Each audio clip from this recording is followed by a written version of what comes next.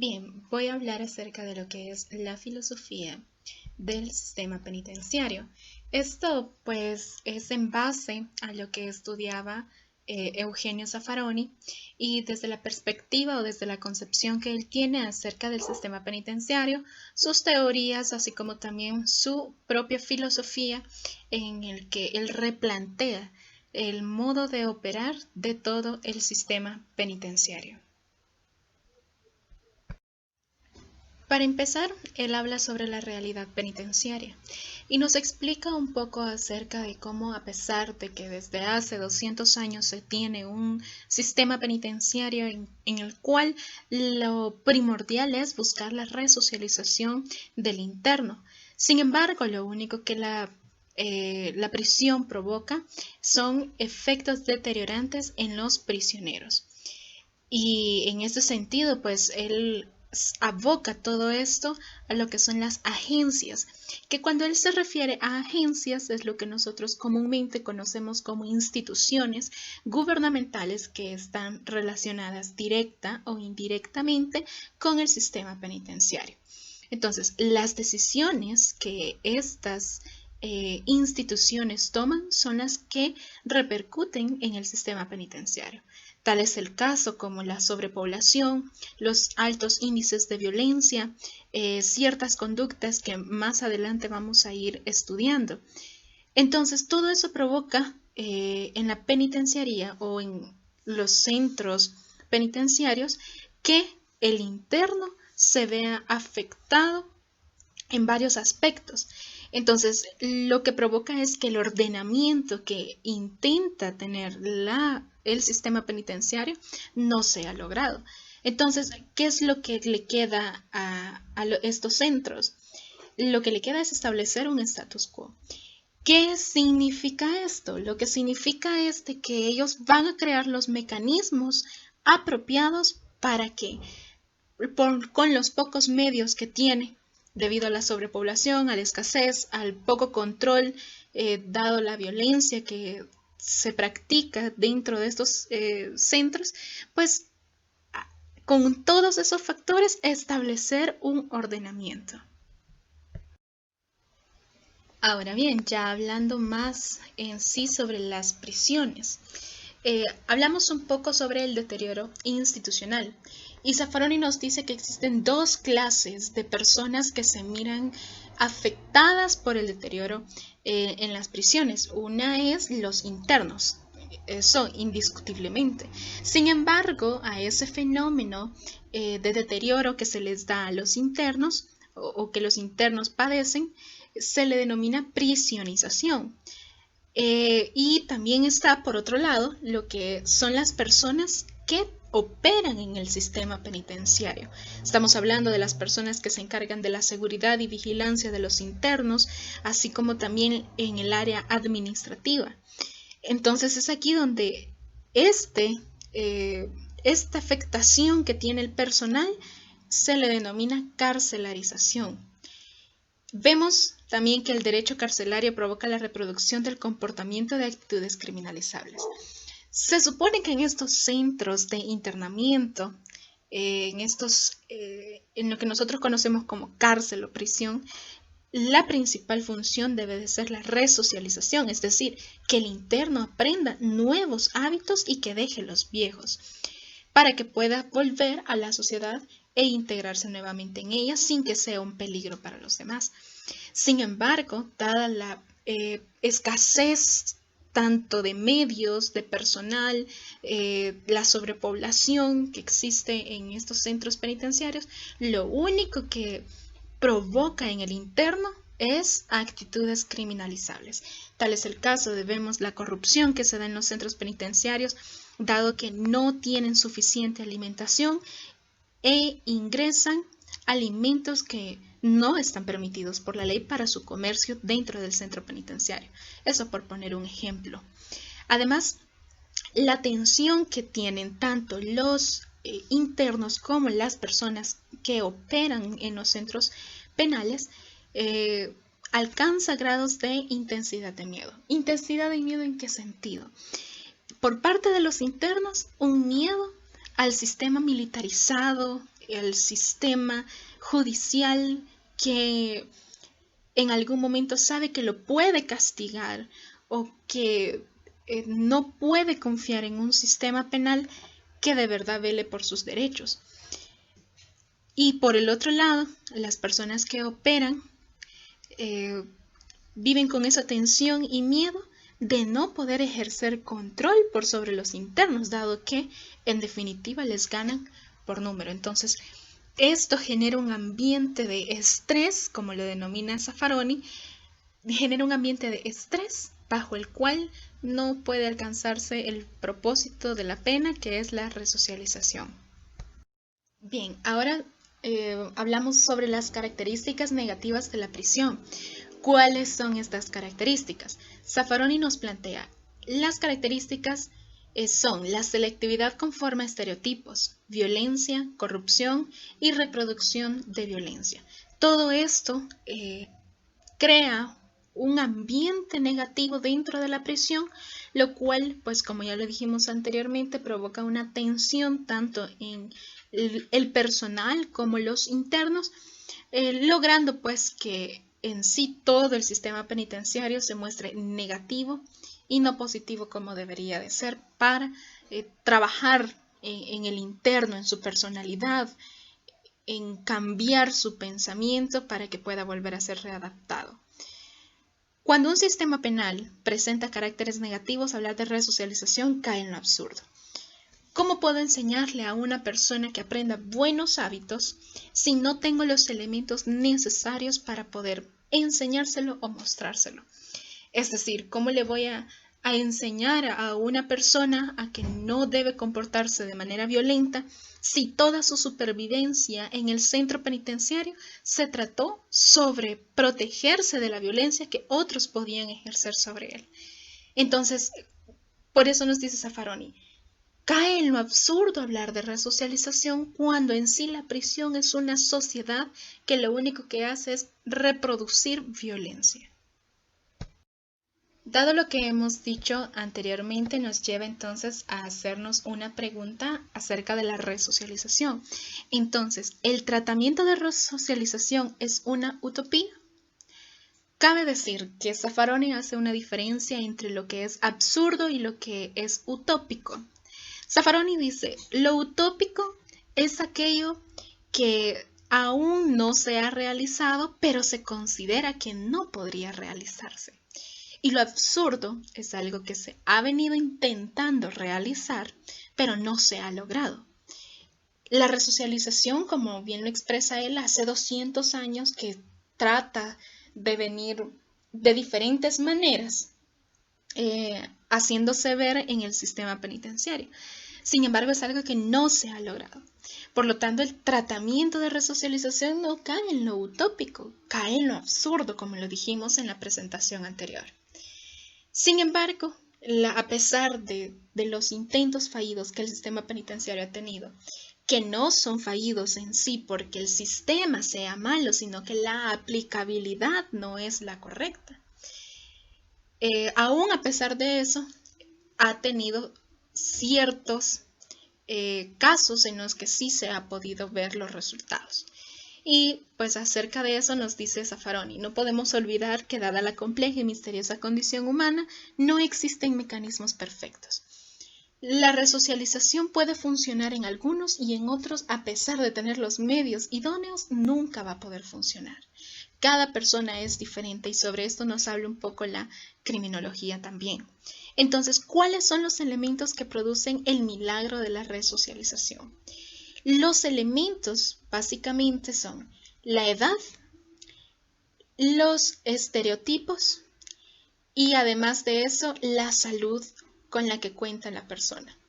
Esos 3 factores son los que permiten a una persona poder resocializarse o no, porque dependiendo acerca de su pensamiento, cómo se siente físicamente, la edad que tiene, así va a poder asimilar el tratamiento que el sistema penitenciario le intenta hacer ver. Entonces, la nueva visión penitenciaria. Dado que la resocialización resulta casi imposible, ¿qué sucede con la justificación de la pena? No voy a aunar mucho en esto porque nosotros sabemos cuál es la justificación de la pena. Lo que nos dice Zaffaroni es, si bien la resocialización cae en lo absurdo y no es posible, aún así el sistema penitenciario sí puede hacer algo por los internos. ¿Cómo? La administración penitenciaria, en primer lugar, debe aceptar el deterioro. Debe saber de que de una u otra forma el sistema no es aplicable correctamente por la escasez o por ciertas decisiones que no son muy bien fundamentadas y tomadas.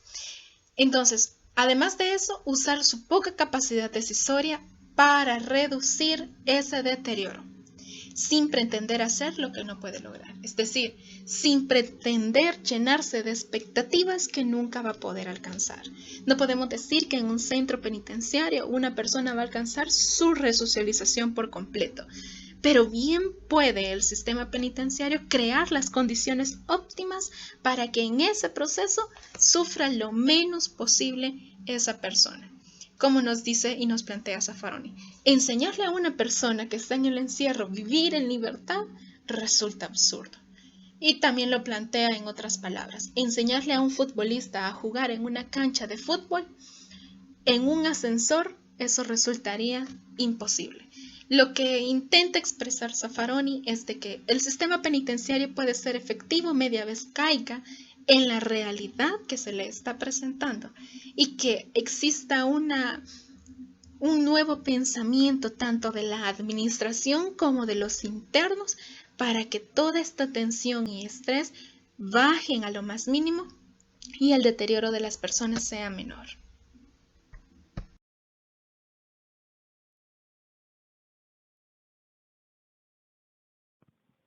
Los sistemas penitenciarios estaban divididos en cárceles públicas y privadas. Las cárceles públicas fueron destinadas a los reos del pueblo, plebeyos o siervos y estaban ubicadas alrededor de los cascos urbanos de las ciudades, con características. Aquellos reos que eran políticos, a quienes instalaban en las fortalezas con construcciones fuertes y vigilados siempre. Las cárceles privadas, por su parte, estaban destinadas para los feudales y su detención era tipo domiciliaria, castillos y con sus lujos a su disposición. El sistema penitenciario se caracterizaba por ser preventivo y solo guardaban prisión los que tenían un proceso jurídico abierto. La creación del sistema penitenciario salvadoreño data de la antigua Ley de Cárceles Públicas contenida en el documento de Codificación de Leyes Patrias de 1879.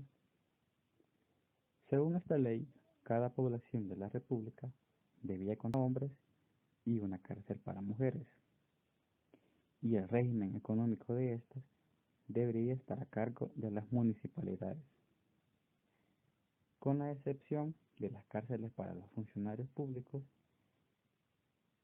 que esta, aparte de ser especiales para ellos, económicamente de los gobernadores departamentales. Ahora veremos las leyes especiales antecesoras a la actual ley penitenciaria. Primero, la codificación de leyes de 1873. A grosso modo, lo que esta ley normaba eran las visitas que podían hacerse a las prisiones en general, las habilitando cárceles para hombres y cárceles para mujeres, y también estableció que San Salvador, Santa Ana y San Miguel eran las sedes para las cárceles de los funcionarios públicos. Ley Reglamento de Cárceles de 1879. Una de esta ley especial es que fue la primera que normaba directamente los centros penitenciarios en todos sus aspectos. En otras palabras, como su nombre lo dice, esta ley era un reglamento interno de los centros penitenciarios. Penitenciaría de San Salvador. Esta ley vino a implementar la prohibición de tratos crueles o de tortura hacia los internos.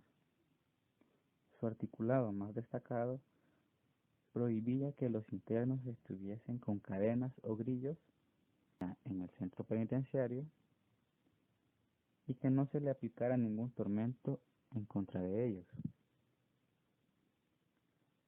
Ley del régimen de centros penales y de readaptación de 1973.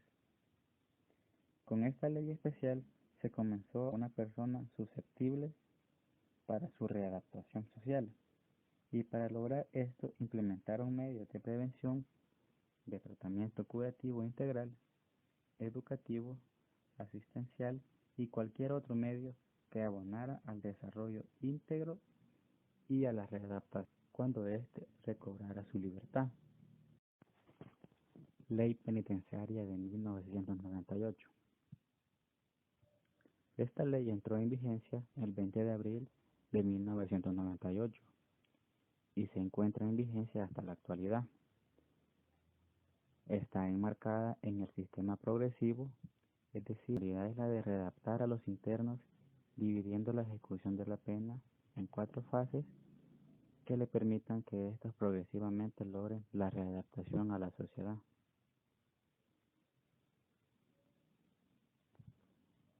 Más íntegro, su finalidad la encontramos que dice que la ejecución de la pena deberá proporcionarle al condenado todas las condiciones favorables para su desarrollo personal y que le permitan su integración a la sociedad al momento de recobrar la libertad. Para tratar íntegramente a los internos, la ley establece 4 organismos administrativos. Primero es la Dirección General de Centros Penales, la cual tiene por objeto garantizar las decisiones judiciales en la etapa de la ejecución. El Consejo Criminológico Nacional, que está integrado por un equipo conformado por un abogado, un sociólogo, un médico, psicólogo o psiquiatra, un trabajador social y un licenciado en educación. Los consejos criminológicos regionales, estos están integrados por los mismos elementos del anterior, con la salvedad que si la población penitenciaria lo justifica, se pueden integrar más, por ser mantienen un contacto directo con los internos.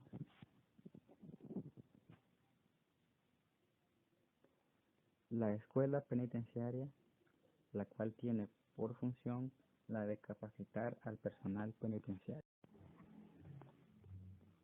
Finalmente concluimos que históricamente la creación de la ley penitenciaria fue para estar enmarcada en el sistema progresivo, es decir, que su finalidad es la de readaptar a los internos, que aunque se divide en 4 fases, para que el privado de libertad logre su readaptación a la sociedad, en realidad dicha readaptación no es del todo plena, y esto en razón de muchos factores que están a simple vista en nuestro sistema penitenciario y que estos no coinciden con los que están estipulados en el articulado de la ley.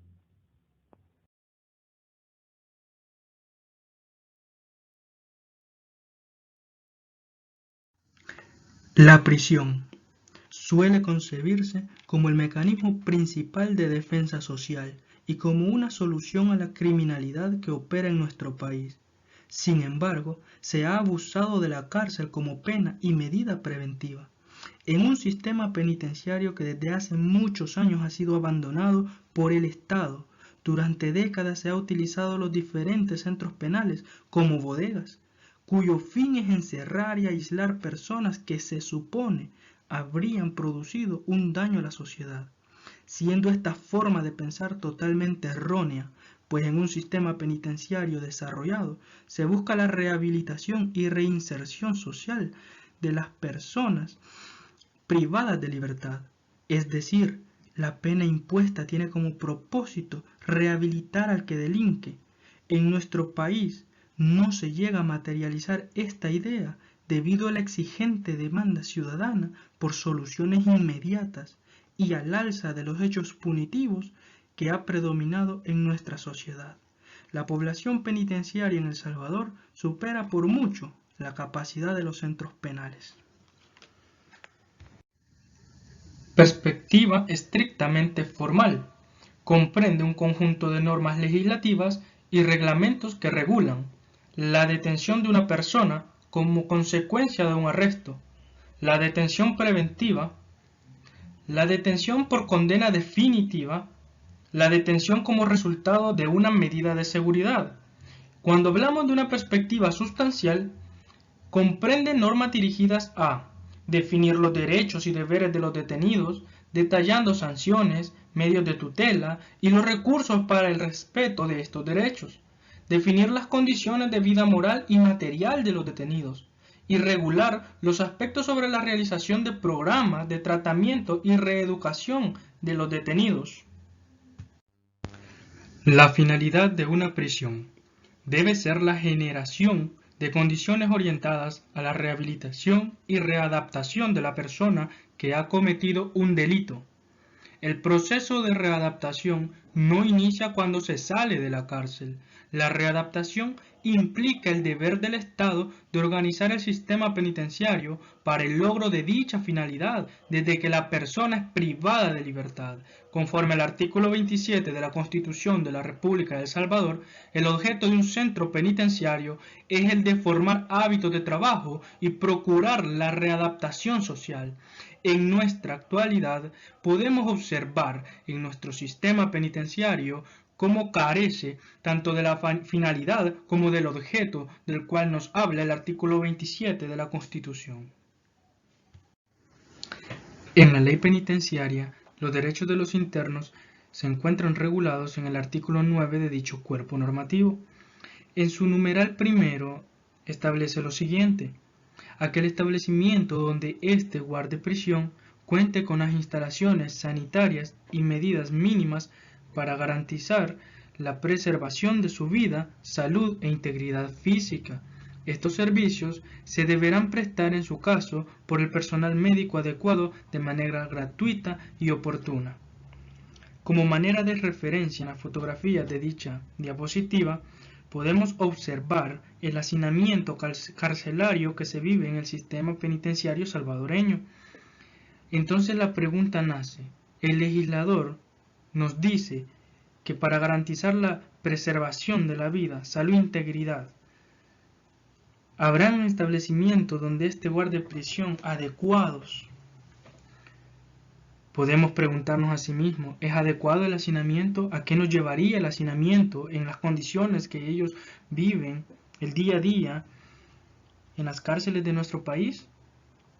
Provocando así enfermedades, provocando así muertes y, por supuesto, una muy mala atención en cuanto al sistema médico que reciben en los centros penitenciarios. La Comisión Interamericana de Derechos Humanos plantea que El Salvador es el segundo país del mundo con la mayor tasa de encarcelamiento, con 604 por cada 100.000 habitantes. Algunos centros penales tienen hasta un 600% de hacinamiento y en ellos se concentra el 60% de casos de tuberculosis en el país. Además, la Comisión Interamericana de Derechos Humanos ha manifestado que la vigencia permanente de las llamadas medidas extraordinarias es de especial preocupación, considerando que resultan en graves violaciones a los derechos humanos de las personas privadas de libertad, tales como afectaciones a la salud, suspensión del régimen de visitas y obstáculos para garantizar un debido proceso. La Comisión condena la utilización del régimen de aislamiento, el cual resulta claramente opuesto a los estándares en materia de privación de libertad y coloca la integridad personal en una situación especial de riesgo y con afectaciones que pueden prevalecer durante toda la vida y de las personas sometidas a este régimen. La Comisión Interamericana de Derechos Humanos ha sido clara y plantea que someter a internos a un aislamiento absoluto, en algunos casos, podría configurar actos de tortura. El ser y deber ser de los centros penitenciarios ante la vulneración de los derechos de los internos. Sobrevivir bajo estas condiciones limita severamente la posibilidad de una reinserción social y en la mayoría de los casos termina favoreciendo la delincuencia, pues cierto grupo de internos continúan delinquiendo desde los centros penitenciarios, incluso con delitos más graves, bajo la tutela del Estado. Si a las condiciones actuales de hacinamiento y sobrepoblación carcelarias le agregamos las inhumanas condiciones de habitabilidad y la crasa violación de derechos humanos fundamentales que enfrentan la gran mayoría de los internos, es poco el esfuerzo que hace el Estado. Va en contra del mandato que establece la Constitución, el Código Penal y la ley penitenciaria. Entonces, estamos frente a una utopía. La ley penitenciaria, al analizarla e interpretarla, nos hace pensar en el sistema penitenciario ideal para una sociedad perfecta y justa, cuando sabemos que es todo lo contrario.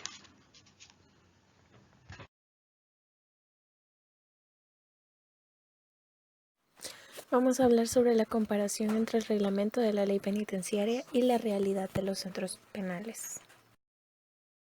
Antes de profundizar en el tema, hablaremos sobre las disposiciones generales del reglamento de la ley penitenciaria.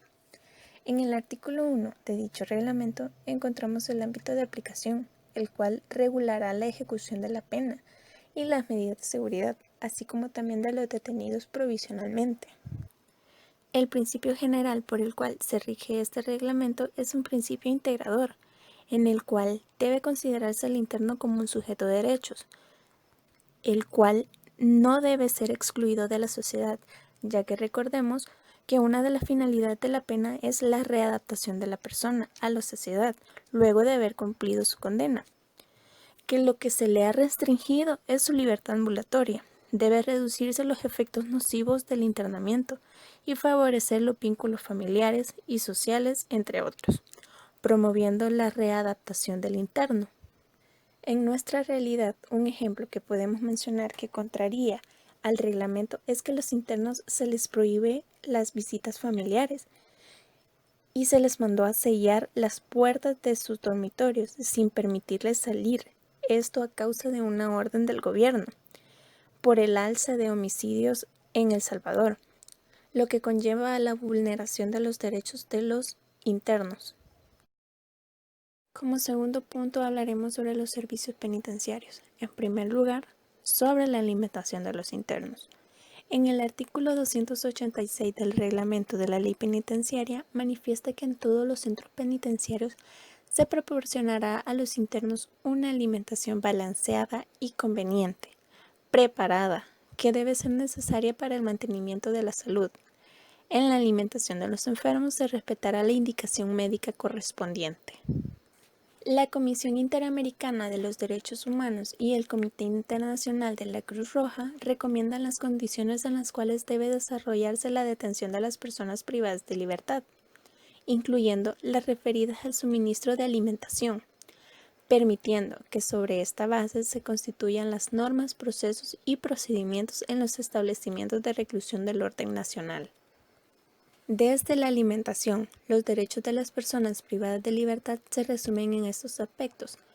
Todo recluso recibirá de la administración, a las horas acostumbradas, una alimentación de buena calidad, cantidad, bien preparada y servida, cuyo valor nutritivo sea suficiente para el mantenimiento de su salud y de sus fuerzas.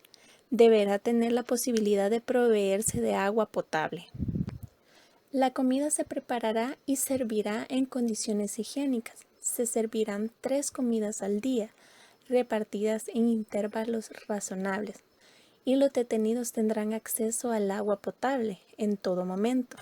Se prescribirá la modificación del régimen alimentario de un detenido si esta medida resulta necesaria por razones médicas. Realidad. Uno de los problemas más evidentes es la mala práctica en el lavado de manos por parte de los internos, previo a tomar la alimentación, pero también por no contar con espacios para dicha práctica, además de los elementos básicos para que sea efectiva como un adecuado jabón desinfectante. Estas situaciones pueden llevar a una contaminación del producto final. En los centros penitenciarios de El Salvador no se cuentan con los protocolos sanitarios mínimos para el manejo de los alimentos de los internos, ya que con ellos designan a una persona de la población interna para que sirva la comida, la cual es depositada en recipientes de plástico y colocados en el suelo. Los internos no tienen las instalaciones adecuadas para comer, por lo que muchos comen de pie, otros en el suelo e incluso cerca de los sanitarios. Estos no tienen acceso a los 3 tiempos, sino que solo a 2. La dieta que estos llevan es a base de una especie de química para la libido sexual, para que la gente esté más tranquila, controlando las hormonas de los jóvenes en el apetito sexual, es decir, se les introduce alimentos con altas cantidades de yodo. Otra consecuencia de la mala alimentación de estos es la desnutrición y padecimientos de enfermedades ETA. Son provocados por el consumo de agua o alimentos contaminados con microorganismos o parásitos, o bien por sustancias tóxicas que ellos producen. Otro elemento a considerar es que ellos no tienen agua potable permanente, por lo que llenan recipientes. Cuando ésta no cae, estos tienen que tomar de las aguas depositadas muchas veces en las pilas, cubetas o barriles. La educación en los centros penitenciarios. El artículo 292 del Reglamento de la Ley Penitenciaria menciona que el objetivo fundamental de la educación es proporcionar la enseñanza básica que permita la readaptación del interno penado, como medio para conseguir su integración social, desarrollando programas con una intensa labor formativa y combinando los programas que coadyuven al proceso de modificación de su conducta. El artículo 294 del mismo reglamento menciona que el fin es que al obtener la libertad los internos, si lo desean, puedan continuar con sus estudios en la comunidad. El artículo 114 de la Ley Penitenciaria menciona que en cada centro penitenciario habrá una escuela en la cual se impartirá educación básica. La intención de la pena en la cárcel es privar de la libertad, pero muchas veces también significa la violación y privación de los derechos humanos, incluyendo el derecho a la educación. Simultáneamente, la educación de personas adultas en las cárceles debe ir más allá de una simple capacitación. La demanda de oportunidades de aprendizaje en las cárceles debe abastecerse apropiadamente. Las minorías más desfavorecidas son todas las personas que no saben leer ni escribir, y en un mundo dominado por los mensajes escritos, el saber leer y escribir es considerado como el conocimiento más elemental de todos y como una herramienta esencial para el progreso educacional. La alfabetización es, por tanto, uno de los medios para combatir la exclusión en la participación de la sociedad. Entre las reglas y principios básicos para el tratamiento de reclusos adoptados por las Naciones Unidas se destacan las siguientes. Se tomarán disposiciones para mejorar la educación de todos los reclusos capaces de aprovecharla, incluso religiosa, en los países que esto sea posible. La instrucción de los analfabetos y la de los reclusos jóvenes será obligatoria y la administración deberá prestarle particular atención. La educación de los reclusos deberá coordinarse en cuanto sea posible con el sistema de enseñanza pública a fin de que al ser puestos en libertad puedan continuar sin dificultad su preparación. Esto está estipulado en el artículo 77 de las reglas mínimas para el tratamiento de los reclusos, adoptados por el Congreso de las Naciones Unidas sobre la prevención del delito y tratamiento del delincuente, celebrado en Ginebra en 1955. La realidad es de que esto se limita a simples capacitaciones sobre algunos oficios. Además, que no todos tienen el acceso o no hay mucho interés por parte de los internos. Uno de los puntos más importantes que debemos destacar en la educación de los centros penitenciarios es la creación de los programas y talleres, así como también de la alfabetización de los internos que no saben leer ni escribir. De la cultura y el deporte en los centros penitenciarios. El artículo 305 del Reglamento de la Ley Penitenciaria menciona que la administración penitenciaria deberá promover la participación en actividades culturales y deportivas. Uno de los acontecimientos que debemos recalcar es que en el año 2018 unos 500 reos de El Salvador participaron en los Juegos Deportivos Penitenciarios. Estos incluían juegos como ajedrez, tenis de mesa, levantamiento de pesas, baloncesto, voleibol, fútbol y atletismo. Todo esto a través del programa Yo Cambio. Pero solo el 10% de los reos participan en los programas de reinserción en las cárceles. Y no todos los reos pueden participar en esto, ya que se les hace un examen psicológico y físico para determinar si pueden o no pueden participar en las actividades culturales y deportivas, ya que algunos se dejan de fuera por la indisciplina que estos poseen. Esto se enfoca más que todo en los reos en fase de confianza. En conclusión, se crea una contradicción entre la realidad de los centros penitenciarios, la ley penitenciaria y su reglamento. Para comenzar, debemos recordar que la pena de prisión, en teoría, tendría que ser la última ratio de los estados para castigar el delito. Sin embargo, en nuestro estado, aparte de que se ha convertido en la prima ratio, es decir, en la primera herramienta para castigar y prevenir el delito, se ha convertido en la única ratio, ya que se cree que privando de libertad a los que delinquen generan un temor a los que están libres, para que estos no sigan cometiendo delitos. Pero esto en realidad no es verdad, ya que las órdenes de cometer delitos salen desde las cárceles, como lo hemos visto en nuestra realidad. El Estado no causa temor, sino que el sistema penitenciario se sature y no se pueda brindar las condiciones mínimas a los internos, ya que aunque sean delitos menores, se están condenando y mandando a las cárceles a las personas en lugar de buscar salidas alternas a los procesos.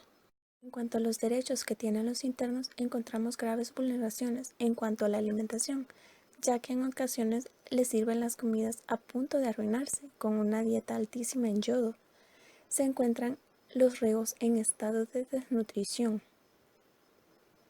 además de que no tienen los establecimientos adecuados para consumir sus alimentos, además de que no tienen las normas sanitarias adecuadas, ya que muchas veces estas las sirven en recipientes de plásticos y son colocadas en el suelo. Además, los reos tienen que comer de pie cerca de los sanitarios, no tienen acceso a agua potable. El Estado debe recordar que los privados de libertad son seres humanos a los cuales se les debe garantizar la alimentación, salud, instalaciones sanitarias adecuadas, entre otras. Aunque estas personas hayan cometido delitos, son derechos que la ley penitenciaria y su respectivo reglamento deberían de cumplirle, no solo quedarse plasmados en dichas leyes.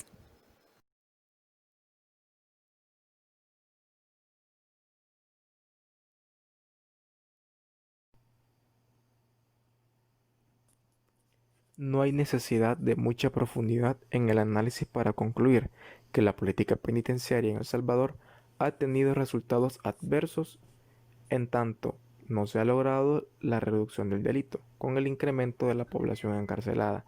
Por el contrario, muy probablemente esta ha provocado su reproducción por las condiciones que ésta presenta.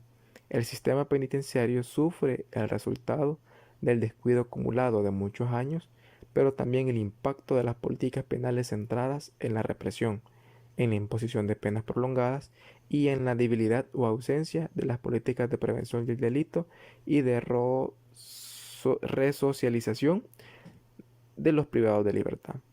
El optar por la privación de libertad debe cumplir los fines establecidos en la Constitución y en la ley penitenciaria, que fundamentalmente contemplan la reducción y la rehabilitación integral de la población penitenciaria, lo que en consecuencia se refleja en la reducción de la violencia y la impunidad.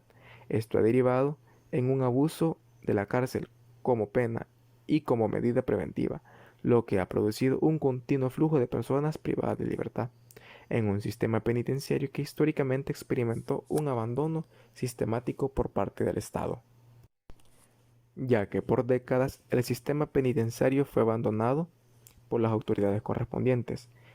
Esta situación propició que los centros penitenciarios se convirtieran en los últimos años en centros de operación del crimen organizado. Esta situación ha sido resultado de una disfuncional e improvisada política penitenciaria en el país. Existen importantes diferencias entre la legislación penitenciaria vigente y la realidad de los centros penitenciarios que a continuación desglosaremos.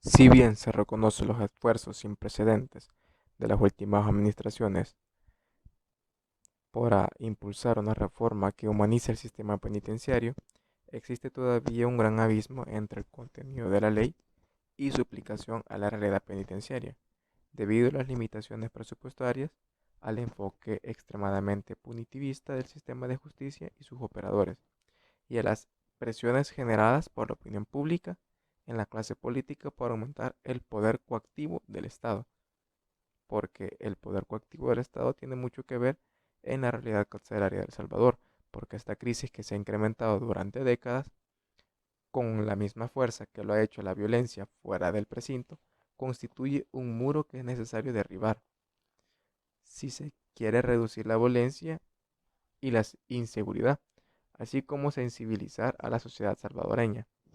Una visión racional, integral y humana que conlleve a la construcción de paz. Con este aporte se pretende coadyuvar a la modificación de la visión cotidiana que tiene la sociedad sobre el sistema penitenciario y demostrar la realidad que éste conlleva, pues tal como se ha manejado hasta el momento, ha producido mucho daño no solo a las personas privadas de libertad, sino también a la población en su conjunto. Sin embargo, los actuales niveles de sobrepoblación y las gravísimas condiciones de habitabilidad en las cuales se encuentran la mayoría de los centros penales muestran las condiciones de indignidad y deshumanización bajo las cuales cumple su pena la población reclusa, lo cual opera en contra de cualquier propósito rehabilitador. Además, en la mayoría de los centros penitenciarios existe un irrespeto a la clasificación determinada por la ley penitenciaria de dichos recintos, así como la clasificación de privados de libertad, lo que más bien promueve un reforzamiento de las conductas desviadas y, y complejos procesos de socialización criminal, especialmente cuando se mezclan personas procesadas y condenadas o internos de alto grado de peligrosidad con otros que no presentan amenaza alguna para el sistema penitenciario o para el sistema político del país. En este sentido, se obliga a la persona privada de libertad que ingrese al sistema a adaptarse a las estructuras paralelas de poder y criminalidad que funcionan al interior de los centros penitenciarios. Si bien se reconoce que en las últimas administraciones han habido esfuerzos para aplicar programas educativos, programas laborales, programas terapéuticos, en estos no siempre tiene el impacto deseado, debido a la desproporcionada relación que existe entre la cantidad de reclusos y la cantidad de personal técnico designado por el Estado para echar a andar el tratamiento penitenciario. A la vez, es obvio que con una sobrepoblación penitenciaria de tales magnitudes es inimaginable cualquier programa terapéutico o de rehabilitación. La inversión histórica en el sistema penitenciario es un ejemplo de olvido en el que se encontró durante años recientemente. Han existido esfuerzos por aumentar los recursos asignados a esta área. Una muestra de ello es que en el presupuesto de Dirección General de Centros Penales pasó de ser a $16.395.960 para el año 2002 a $60.700.985 para el año 2015. Sin embargo, estos recursos siguen siendo insuficientes en virtud del constante flujo de internos que ingresan al sistema penitenciario. Consideraciones generales y recomendaciones. La lógica del encarcelamiento en masa, al parecer, parece haberse retomado durante el actual gobierno, comprometiéndose seriamente con los importantes esfuerzos que se están haciendo por aparentemente transformar las cárceles del país, puesto que el órgano judicial y la Fiscalía General de la República deben hacer una revisión crítica sobre la imposición de penas de prisión y verificar a la vez si éstas están cumpliendo su función rehabilitadora dictada por la Constitución y la ley penitenciaria, o si es necesario plantearse nuevos mecanismos sancionatorios alternativos a la prisión, esto con el fin de poder acabar con el hacinamiento, especialmente en casos de delitos menores o de infractores de menor peligrosidad, para que éstas dejen de ser escuelas del crimen. ¿Qué podemos hacer para acabar con la realidad penitenciaria que tanto nos afecta y afecta también al sistema penitenciario de El Salvador? Para ello he planteado una serie de recomendaciones.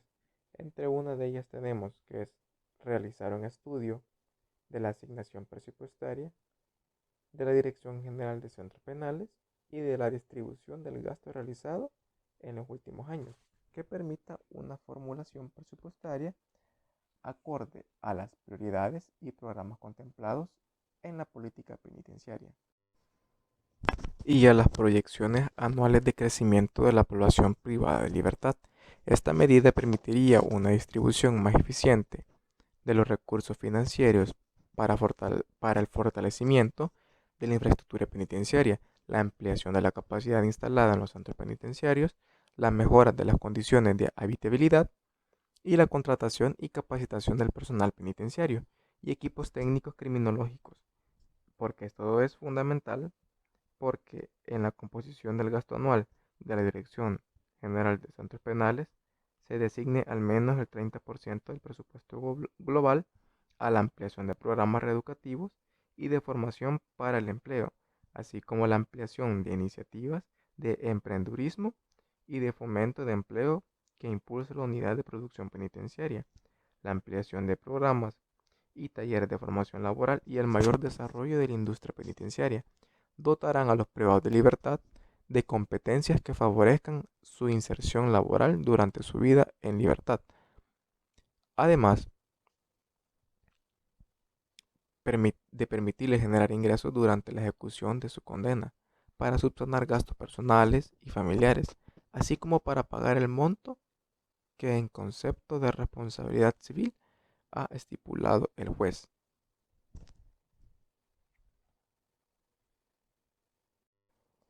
Además, aumentar la asignación presupuestaria para mejorar la infraestructura física, la provisión de servicios básicos e incrementar el personal de los equipos técnicos en aquellos centros penitenciarios que presentan los mayores niveles de población y albergan personas con mayores niveles de vulnerabilidad, como son mujeres, adultos mayores y personas con trastornos psiquiátricos. Al respecto, particular atención merecen las condiciones actuales del Centro de Readaptación de Mujeres de Ilopango y el pabellón de resguardo psiquiátrico, cuyos internos e internas requieren no solo mejores condiciones de habitabilidad, sino un mayor acompañamiento y supervisión de equipos técnicos y especialistas, puesto que en cárceles de mujeres se están violentando diferentes derechos humanos, tanto como también de la niñez y adolescencia. Para ello también hay que aumentar la capacidad instalada de las cárceles para reducir los elevados niveles de hacinamiento y contar con mejores condiciones físicas para desarrollar los programas de rehabilitación.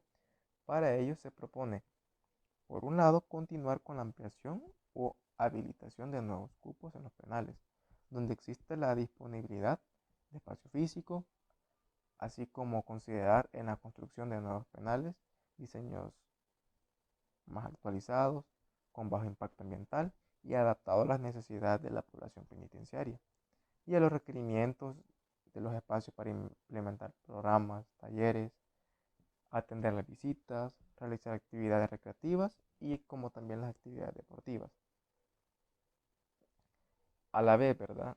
Debido a la proyección de crecimiento de la población penitenciaria, es importante vislumbrar soluciones sostenibles a las crecientes demandas de plazas del sistema penitenciario, mediante la asignación de la Dirección General de Centros Penales de bienes inmuebles estatales que se encuentran subutilizados y que, de acuerdo a un análisis previo, reúnan las condiciones para ser utilizadas como recintos carcelarios.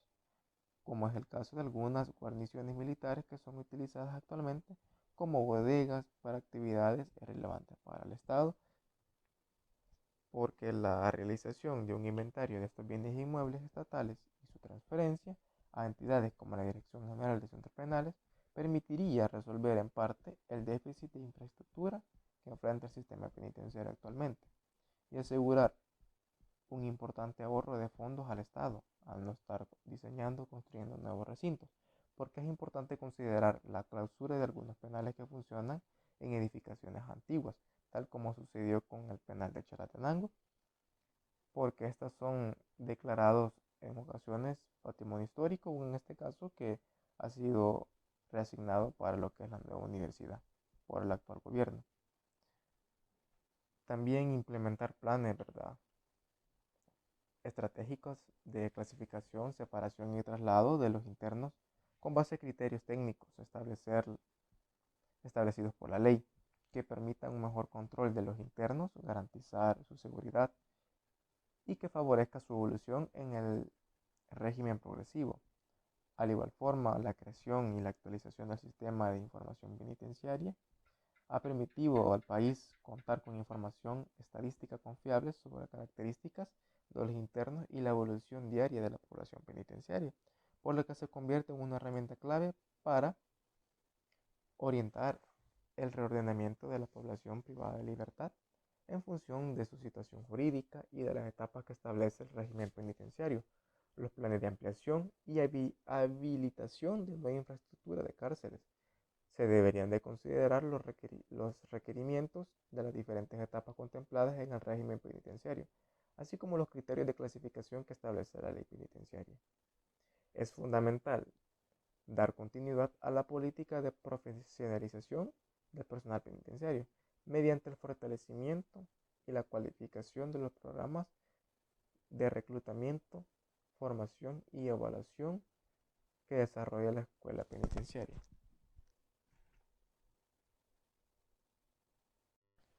Además de ello, para acabar con la realidad actual penitenciaria que tenemos, sería lo indicado establecer mecanismos eficientes de coordinación interinstitucional entre la Dirección General de Centros Penales y el MinSal, que permitan gestionar adecuadamente la atención médica de las personas privadas de libertad. Esto con el fin de que dicha atención no se limite al tratamiento de padecimientos ya adquiridos, sino al desarrollo de programas de salud preventiva, ya que la salud de las personas no se restringe a la ausencia de enfermedad, sino que es una condición y un derecho más amplio que abarca dimensiones físicas, mentales y sociales, porque es indispensable retomar las normativas internacionales referentes a los derechos humanos de los privados de libertad, que padecen enfermedades terminales, a fin de aplicar los mecanismos legales que permitan la flexibilización de las condiciones de estas personas durante la ejecución de su condena. Además, garantizar un servicio de alimentación adecuada de calidad en horarios fijos y con utensilios idóneos para su distribución que garantice el respeto de la dignidad de las personas privadas de libertad. Como es de nuestro conocimiento, los derechos de las personas privadas de libertad en nuestro país y en el mundo son muy vigilados por organismos internacionales y varios tratados, algunos de estos ya ratificados por nuestro país. La Organización de Estados Americanos, a través de la Comisión Interamericana de los Derechos Humanos, dicta una serie de principios referentes a los derechos de los privados de libertad, llamado Principios y Buenas Prácticas sobre la Protección de las Personas Privadas de Libertad en las Américas. Entre estos principios podemos mencionar algunos, como son los principios generales. Entre estos se encuentra el principio del trato humano, que dicta que todo privado de libertad en los países miembros de la Organización de los Estados Americanos será tratado humanamente con respeto a su dignidad inherente, a sus derechos y a sus garantías fundamentales. Existe también el principio a la igualdad y no discriminación. Este quiere decir que todos los privados de libertad serán iguales ante la ley y gozan de los mismos derechos de protección de la ley y los tribunales de justicia. El siguiente es el principio de la libertad personal. Este nos habla de que ninguna privación de libertad debe ser ilegal o arbitraria, además de velar porque todos los privados de libertad sean recluidos en lugares oficialmente reconocidos y que estos no sean detenciones en lugares secretos. Otro principio general es el principio al debido proceso legal. Todo privado de libertad tendrá derecho en todo momento y circunstancia al acceso regular de jueces y tribunales competentes, independientes e imparciales, estos ya establecidos con anterioridad por la ley. El siguiente principio es el principio del control judicial y ejecución de la pena. Este se refiere al control de los actos que puedan afectar los derechos de los privados de libertad, como garantías o beneficios que ellos ya poseen. Y por último, el principio general de petición y respuesta, ya que los privados de libertad gozan del derecho de petición individual o colectiva y deben tener respuesta por parte de las autoridades judiciales. Además de este derecho puede ser ejercido por terceras personas u organizaciones para su adecuado funcionamiento. Además de estos principios existen otros no menos importantes. Además de los principios generales tenemos los principios relativos a las condiciones de privación de libertad. Uno de estos puede ser el principio de la salud. El derecho a la salud de los privados de libertad deben gozar del más alto nivel posible de bienestar físico, mental y social, así como atención médica, psiquiátrica y odontológica, y entre otras. Alimentación y agua potable. La alimentación de los privados de libertad tienen derecho a recibir alimentación que corresponda en cantidad, calidad e higiene para tener una nutrición adecuada. Además, el agua potable debe de ser un derecho y no puede darse la suspensión de este en ningún momento. Educación y actividades culturales. Este debe ser accesible a todas las personas privadas de libertad sin discriminación alguna. Principio de albergue y condiciones de higiene y vestido. Deberán disponer de espacio suficiente, exposición diaria a luz natural y ventilación apropiada. Deben darse condiciones de higiene que garanticen su privacidad y dignidad. Y el vestido debe ser de acuerdo a las condiciones climáticas que se viven. En ningún caso las prendas podrán ser denigrantes ni humillantes. Entre otros principios igualmente importantes como son trabajo, libertad de expresión, asociación y reunión, libertad de conciencia y religión. Existen instrumentos como los tratados internacionales que han sido ratificados por El Salvador y en relación al artículo 144 de la Constitución se convierten en ley de la República, tales como las reglas mínimas para el tratamiento de los reclusos, que fueron adoptadas por el primer Congreso de las Naciones Unidas sobre Prevención del Delito y Tratamiento del Delincuente, celebrado en Ginebra en 1955. El objeto de estas reglas no es el describir en forma detallada un sistema penitenciario modelo, sino únicamente establecer conceptos generalmente admitidos para la organización penitenciaria y la práctica relativa a los reclusos, tomando como base los derechos humanos reconocidos por las Naciones Unidas. Este tratado, en el artículo 8, establece la separación de los reclusos en categorías, los cuales deberán ser alojados en diferentes establecimientos o en diferentes secciones dentro de un mismo establecimiento según su sexo, edad, antecedentes, los motivos de su detención y el trato que corresponde aplicarles. Además de los principios básicos para el tratamiento de los reclusos. Este tratado enumera los principios rectores para el tratamiento de los reclusos donde se establece que ninguno de estos puede ser tratado de forma discriminatoria por motivos de su raza, color, sexo, idioma, religión, opinión política u otros factores. Asimismo, establece la abolición a restringir el uso de aislamiento en celda de castigo como sanción disciplinaria. El siguiente es el Pacto Internacional de Derechos Civiles y Políticos, ratificado el 23 de noviembre de 1979. Este tratado, en su artículo 7, estipula: nadie será sometido a torturas ni a penas o tratos crueles, inhumanos o degradantes. Además, en su artículo 9 se establece que nadie podrá ser privado de libertad salvo por las causas fijadas en la ley y con arreglo al procedimiento establecido. Asimismo, se establece que toda persona detenida será informada de las razones de la detención. El siguiente es la Convención Americana sobre Derechos Humanos, o el Pacto de San José, ratificado por El Salvador el 23 de junio de 1978. En el capítulo 2, sobre derechos civiles y políticos, en el artículo 5, se establece que nadie puede ser sometido a penas crueles, inhumanas o degradantes, y la pena no podrá trascender de la persona del delincuente. También se estipula que las penas privativas de libertad tendrán como finalidad esencial la reforma y readaptación de los condenados.